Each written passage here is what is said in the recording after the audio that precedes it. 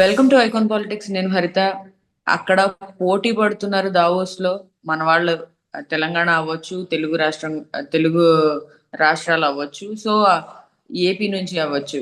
అక్కడ పోటీలో ఎవరు నెగ్గబోతున్నారు అనేది మన వచ్చేంత వరకు వెయిట్ చేయాలి. అయితే మరి ఎవరి సత్తా ఎలా ఉందో అనేది వచ్చే నాటికి తెలుస్తుంది. అయితే ఎవరెక్కువ తేగలరు అనుకుంటున్నారు అన్నది మన ప్రముఖ ఉద్యమకారులు చలసాని శ్రీనివాస్ గారు మనతో పాటు ఉన్నారు. తెలుగు వారి సత్తాని అక్కడ నిరూపించినందుకు ఆయనలో ఒక ఆ ఓ- ఉత్సాహం, ఉత్తేజం కూడా ఇక్కడ చలసాని శ్రీనివాస్ గారి ఫేస్ లో కూడా మీరు అనుకోవద్దండి. మీరు నా తెలుగువాడు ఎక్కడన్నా గొప్పగా సాధించాలని చెప్పి కోరుకుంటాను. అదే సార్, అందుకనే ఈ టాపిక్ మిమ్మల్ని చంద్రబాబు నాయుడు గారు, రేవంత్ రెడ్డి గారు అదే. చెప్పండి సార్, మీరు ఎవరు ఆ, ఆ, మనకి ఎక్కువ పెట్టుబడులు తీసుకొస్తారని మీరు ఎక్స్పెక్ట్ చేస్తున్నారు? మొట్టమొదటిగా ఈ ఇద్దరు ముఖ్యమంత్రులు ఆంధ్రప్రదేశ్, తెలంగాణ అని తెలుగు జాతి అభివృద్ధి కోసం అక్కడికి పడుతున్న కృషిని శ్లాఘిస్తూ డెఫినెట్ గా వాళ్ళు అభినందిస్తున్నాను. డైనమిజంతో ఒక ముఖ్యమంత్రి పదవి అనేది టార్గెట్ గా పెట్టుకుని తద్వారా ప్రజలకు సేవ చేయాలనేది కూడా విషయంలో ఉంటుందండి. రేవంత్ రెడ్డి గారు తన స్పీడ్ని అక్కడ చూపిస్తూ వెళ్తున్నారు. అలాగే చంద్రబాబు నాయుడు గారు ఆయన స్టాల్వార్డ్ పొలిటీషియన్ అండ్ ఈ ఫీల్డ్ లో అసలు ఆయన ప్రొఫెసర్ కింద లెక్క మిగతా స్టూడెంట్స్ అయితే చేస్తున్నారు. వాళ్ళని మొట్టమొదటిగా మనస్ఫూర్తిగా అభినందిస్తున్నాను. కానీ reality is fair from truth అండి. మీరు ఆశ్చర్యపోతారు. నా దగ్గర ఫోటోలు ఉన్నాయి, నేను చూపిస్తాను. అందు ఇప్పుడు ఒకే రోజు 56,300 కోట్ల రూపాయలు పెట్టుబడులు సాధించారు. ఎక్సలెంట్ గా అండి. జిఎస్డబ్ల్యూ 800 యువతకి ఇవన్నీ కూడా చాలా ఎక్సలెంట్ గా సాధించారు. సన్ పెట్రోకెమికల్స్ ఒక్కటే 45,500 కోట్ల రూపాయలు పెట్టుబడి ఒప్పందం చేసుకుంది మొన్న ఇంకోటి చేసుకున్నారు. అలాగే ఇంకోటి నాకు అర్థం కాదు. ఒకసారి మీరు ఫోటోలు వేయండి. దుద్దిల్ల శ్రీధరబాబు గారు సచ్ ఎ నైస్ జెంటిల్మెన్, నిజంగా hard working, is in fact entrepreneur also. Foreign exports కానీ కొన్ని రంగాల్లో కానీ ఆయన అనుభవం ఉంది. వ్యక్తిగతంగా చాలా గౌరవిస్తాను, ఇంక్లూడింగ్ ఆయన సహృదయతకి లేదా ఆయన. కానీ అలాగే ఆంధ్రప్రదేశ్లో ఐటీ మినిస్టర్ కానీ భరత్ గారు కానీ ఇవాళ ఏం జరుగుతుందో తెలుసా మీకు? నాకు అర్థం కాదు. ఎముకల కోరికే చెల్లో దావోస్ వెళ్ళటం ఏంటి? వెళ్ళారు, అవసరం కూడా. వెళ్ళిన తర్వాత అని ఇంతకుముందు గుడివాడ అమర్నాథ్ గారు చూశారు కదా, చాలా ఎక్కువ ఉంది. సరే, వెళ్ళటం తప్పు కాదు, వెళ్ళారు. కానీ వాళ్ళు జరిగింది ఏంటండి? మొన్న ఇచ్చిన పేపర్లో ఫస్ట్ పేజీ ఫోటోలు ఏంటి? తెలంగాణలో కృష్ణారెడ్డి గారు అక్కడికి వెళ్ళి ఇద్దరు కలిసి ఫోటో 500 కోట్లు ప్లస్ వికారాబాద్ లో నేచర్ వెల్నెస్ సెంటర్ పెడతారంట.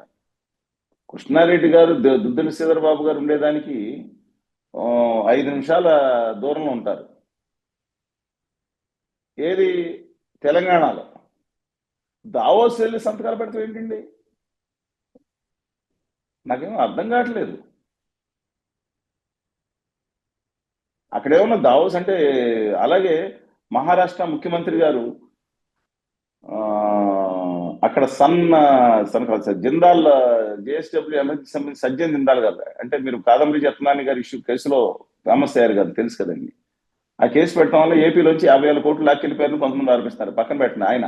కానీ చట్టాన్ని మనం గౌరవించాలి. దాంట్లో ఏ మహిళ జరిగినా అన్యాయం జరిగిన ఊరుకుంటాం లేదు, ఇదంటే డిఫరెంట్. అందుకని ఆయన దుర్మార్గం చేస్తే ఆయన ఆహ్వానించాల్సిన సిద్ధంగా లేవు. ఇఫ్ ఇట్ ఇస్ రాంగ్ ఆహ్వానించవచ్చు. కానీ వాళ్ళకి అర్థం కాంది. 3 నిమిషాల దూరంలో ఫడ్నవీస్ గారు ఉంటున్న డిస్టెన్స్ కి ఆయన ఉంటారు. జిందాల్ గారి ఇల్లు ఉంటుంది. అక్కడ దావోస్ వెళ్ళి 3 లక్షల కోట్ల సంతకాలు వచ్చిన బ్రహ్మాండంగా ఫోటోలు దిగి పేపర్లు ఎంచుకుంటుండే అర్థం కావట్లేదండి ఇది. ఎముకల కోరిక. ఇప్పుడు నేను కూడా మన 2 నెలల క్రితం వెళ్ళొచ్చాను స్విట్జర్లాండ్. అప్పటికే భయంకరంగా చలిగా ఉంది, ఇప్పుడు ఇంకా ఎక్కువ ఉంది చలి. అంటే వెళ్ళకూడదని కదా అక్కడ అట్రాక్ట్ చేయడానికి. నిన్న చంద్రబాబు నాయుడు గారు ఇంటర్నేషనల్ దిగ్గజాలతో కలిసి మాట్లాడిన దానికి, తర్వాత రేవంత్ రెడ్డి గారు ప్రయత్నించిన దానికి దాదాపు 56,000 కోట్లు ఇప్పటికే అక్కడ పెట్టిన పెట్టుబడి ఎవరో సన్ ఫార్మాస్యూటికల్, దాన్ని అసోసియేట్ కంపెనీ సన్ పెట్రోకెమికల్స్. ఎక్కుంటారు ఈ సంఘ్వీలు, షాలు, ఈ గుజరాతీ మార్వాడి వ్యాపారులు అత్యధికంగా ఎక్కుంటారు? ఇండియాలోనే కదండి ఉండేది. ఇలా కోతవేడి దూరంలో పిలిపిస్తే ఉంటారు కదా, అక్కడికి వెళ్ళి ఫోటోలు దిగటమే. నాకు ఏమో అర్థం కావట్లేదండి. ఏమన్నా ఓ 3 లక్షల కోట్లు ఒప్పందం చేస్తే స్విస్ గవర్నమెంట్ ఏమన్నా బ్యాంకుల్లో తీసి ఒక 50,000 కోట్లు ఫ్రీగా ఇస్తుందా? ఇంటర్నేషనల్ గా అక్కడికి వెళ్ళటం, అక్కడ కన్వెన్షన్ లో హాజరవటం, ఆంధ్రప్రదేశ్ కానీ తెలంగాణ కానీ గొప్పతనాన్ని లేదా అక్కడ ఉండే అపారమైన అవకాశాలను చూపించడం అవసరం నా అభిప్రాయం. రెండింటిని వేరు చూడండి. అది వెంటనే ఒకే రోజు రావు. ఇక్కడ ఒత్తిడి ఉంటుంది, ఏం తీసుకొచ్చామని. నిన్న రేవంత్ రెడ్డి గారిని హేళన చేస్తా ఆ పాట వేస్తున్నారు, మిలియన్స్ సర్క్యులేట్ అవుతుంది. కాశీకి పోయాను రామహరి ఏమి తీసుకొచ్చామంటే నేనేదో గంగ నీళ్ళు తీసుకొచ్చాను కాదండి ఏదో ఓ పాట ఉంటుంది, దాన్ని పెట్టి హేళన చేస్తాను. అవసరం is trying is level best. కాకపోతే ఈ ఒత్తిడి వల్ల ఏదో తీసుకొచ్చాను చూపించడానికి మన పక్కన సాంఘీలో షాలో వేదాంత అగర్వాల్ గారిలో మిత్తల్ గారిలో లేదా కృష్ణారెడ్డి గారు లేదా దివ్యస్ వర్మనో వీళ్ళ దగ్గరికి సంతకాలు పెట్టి నాకు అర్థం కావట్లేదు. అదానీ గారు క్రితంసారి జగన్మోహన్ రెడ్డి గారు వెళ్ళారు, వెళ్ళి దావోస్లో అంత ముందు కాదండి, అంత ముందు సారి వెళ్ళారు. ఆ పక్కన అదానీ గారితో పెట్టుబడులు ఒప్పందాలు ఏంటండి నాకు అర్థం కాదు. ఆయన వచ్చి అమరావతిలో కూర్చుంటాడు, సంతకాలు పెడతాడు, అక్కడికి వెళ్ళి ఒప్పందాలు ఏంటి? ప్రజల్ని డైవర్ట్ చేయడానికి అది ఏదో సాధించి తీసుకొచ్చి ఇది ఈ వాళ్ళ ప్రయత్నాలు ట్రూగా హానెస్ట్గా 100% నేను యాక్సెప్ట్ చేస్తున్నాను. కానీ ఇక్కడ ఒత్తిడి ఏం తీసుకొచ్చామంటే వీళ్ళకి అర్థం కాదు, ప్రతిపక్షాలకి వీళ్ళని వెంటనే సంకలం పెట్టి ఇచ్చేస్తారంటే ఆర్థికంగా ఈజీగా ఉంటాయా? మైక్రోసాఫ్ట్ చంద్రబాబు నాయుడు గారు వెళ్ళొచ్చిన తర్వాత ముందర బేస్ స్టేషన్ తీసుకున్న తర్వాత ఎన్నాళ్ళకి వచ్చింది, తర్వాత గూగుల్ ఒక నిర్ణయం తీసుకున్న తర్వాత ఎన్నాళ్ళకు they will have their own procedure. ఇండియాలో పొద్దున పెట్టేస్తే ఇక్కడ కంపెనీలుగా మార్వాడి గుజరాతీ కంపెనీలుగా రోజులో అక్కడ పెట్టేస్తే ఒక 10,000 కోట్ల ఫెసిలిటీ ఇచ్చేస్తామని చెప్పగానే పరిగెత్తి అలా ఉండదండి. 99% కంపెనీలు అలా ఉండవు. బేస్ స్టేషన్ తీసుకుంటాయి, పాజిటివ్గా తీసుకుంటాయి. కానీ డ్రోన్ అండ్ ఏఐలో చంద్రబాబు నాయుడు గారు ఫోకస్ ఎక్కువగా ఉంది, రేవంత్ రెడ్డి ఎక్కువ ఉంది. డెఫినెట్గా మిగతా విషయాల్లో ఐఎమ్ కంగ్రాచులేటింగ్ దెమ్. కానీ ఈ విధమైన హడావిడి ప్రజలకు తప్పు సంకేతం పంపిస్తుంది. మీకు అర్థమైంది కదా, తెలంగాణలో పక్కనే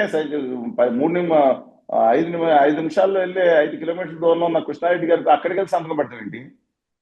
ఒక గంటలో కలిసే అవకాశం ఉన్న సాంఘి గారికి అక్కడికి వెళ్ళి కలిసి సంతకం పెట్టండి. అక్కడ ఆంధ్రప్రదేశ్ లో ప్రభుత్వాలు ఎక్కడ ముందు కాదు,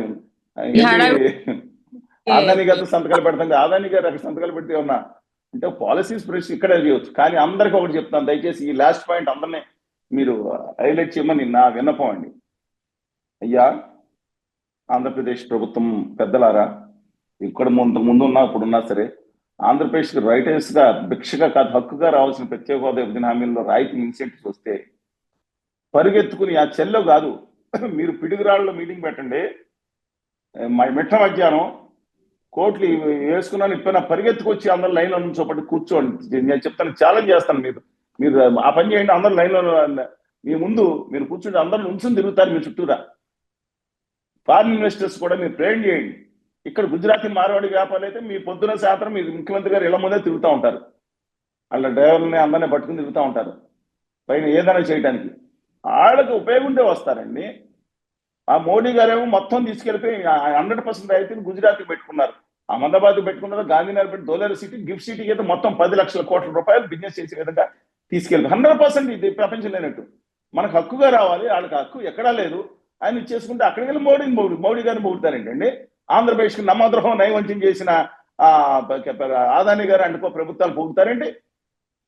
మీరు ఇక్కడ సాధించండి. ఇక్కడ కాడి పక్కన పడేసారు ఇంతకుముందు ప్రభుత్వాలు. ఇంతకుముందు 10 సంవత్సరాల నుంచి ఏదో 1 సంవత్సరం మాత్రం చంద్రబాబు నాయుడు గారు పోరాడారు. లాస్ట్ లో ఆఖరణ జగన్మోహన్ రెడ్డి గారు కాడి పడేశారు. భజన ఇప్పుడు వేరు భజన. తెలుగు జాతి హక్కుల కోసం మాట్లాడదు. వాళ్ళు నేను మళ్ళీ చెప్తున్నాను, తెలంగాణ ప్రభుత్వం కూడా రైటర్స్ గా ఐటీఐఆర్ కేంద్ర ప్రభుత్వం చేస్తున్న దుర్మార్గమైన విధానం వ్యతిరేకించండి. ఐటీఐఆర్కి ₹1 కూడా పెట్టలేదు. ఇన్ఫర్మేషన్ టెక్నాలజీ ఇన్వెస్ట్మెంట్ హైదరాబాద్ లో 2012-13లో అద్భుతంగా ఐడియా చేసి ఇంప్లిమెంట్ చేయాల్సిన 14 నుంచి కాడి పక్కన పడేసి మొత్తం గుజరాత్కి ఎత్తుకుపోతున్నారు, ఇంకో రాష్ట్రం ఎత్తుకుపోతున్నారు. రైల్వేస్ లో ఇక్కడ మాత్రం మిగతాది దానికేమో 1,50,000 కోట్లు పెట్టి ఒక ప్రాజెక్ట్ ని టేకప్ చేస్తున్నారు గుజరాత్కి, బొంబాయి నుంచి. అని నాకు అర్థం కావట్లేదండి. నాదెల్ గారికి అక్కడికి వెళ్ళి వీళ్ళు అగ్రిమెంట్ చేసుకొస్తారు, గుజరాత్ అమెరికా వెళ్ళి మోడీ గారు. అబ్సల్యూట్లీ చెప్తున్నానండి, దీని మీద కాన్సన్ట్రేషన్ చేయండి. ఇంకా ఈశాన్య రాష్ట్రాలు 2027 వరకు ఇది వచ్చే రాయితీలు కొనసాగుతాయి, హోదాతో వచ్చే రాయితీలు. నేను ప్రతి నిజమని ప్రతి గుండెల్లో ఉన్న ప్రతి ఆనెస్ట్ ప్రతి తెలుగువాడికి తెలుసండి. కానీ కులగజ్జి మత పిచ్చి వారసత్వ రాజకీయాలు బానిసత్వంతో దూరంగా వెళ్ళిపోయింది. ఎవరి కోసం మనం ప్రయత్నిస్తున్నామండి? 10-15 లక్షల మంది యాన్సర్ ఇండస్ట్రీస్ రాయితీలు, ఆ గిఫ్ట్ సీటింగ్ ఇచ్చిన రాయితీలు లేదా మిగతా ఈశాన్య రాష్ట్రాలకు ప్రస్తుతం కొనసాగుతున్న ఆ రాయితీలు, ఇన్సెంటివ్స్ 100% ఎగ్జామ్షన్ ఇవ్వనండి, మిగతా ప్రోత్సాహకాలు ఇవ్వనండి, ట్రాన్స్పోర్ట్ సబ్సిడీ 50% ఇతర ప్రొడక్ట్స్ ఉత్పత్తి చేసిందా అది ఎక్కడ తీసుకెళ్ళి ఇచ్చే సబ్సిడీ ఇవ్వనండి, ఎలక్ట్రిసిటీ ఇవ్వనండి కేంద్ర ప్రభుత్వాన్ని. దమ్ముండి 15 లక్షల మంది యువత ప్రాంతాల్లో ఔత్సాహికంగా వాళ్ళు ఉన్నారు, ఇండస్ట్రియలిస్టులు అవుతారు. 1 కోటి మంది యువత దమ్ముండి అక్కడ తన సొంత ప్రాంతంలో తల్లిదండ్రులు చూసుకునే దూరంలోనే ఉండి వలసవాదులనే ముద్ర లేకుండా గర్వంగా అక్కడ ఉద్యోగం చేయగలుగుతారు. 10-15 లక్షల మంది పారిశ్రామికవేత్తలు, కొత్త జనరేషన్ వస్తుంది. కులాభిమానం, సినిమా అభిమానం కాసేపు పక్కన పెట్టి నేను చెప్పిన దాంట్లో మేము ఒక్కడిని మాట్లాడినా సరే దీని మీద దృష్టి పెట్టమని చెప్పుకోవాలి. కసితో అందరికీ నేను చెప్తున్నాను, కసి ఉండాలి, పట్టుదల ఉండాలి. వీరభజన ద్వారా, బానిసత్వం ద్వారా వచ్చేది 1% ఉంటుందేమో. Okay, right sir. ఈ అంశం మీద మీ అభిప్రాయాన్ని తెలియజేసినందుకు thank you so much sir. తిరిగి మరొక అంశంతో మళ్ళీ వెళ్తాం.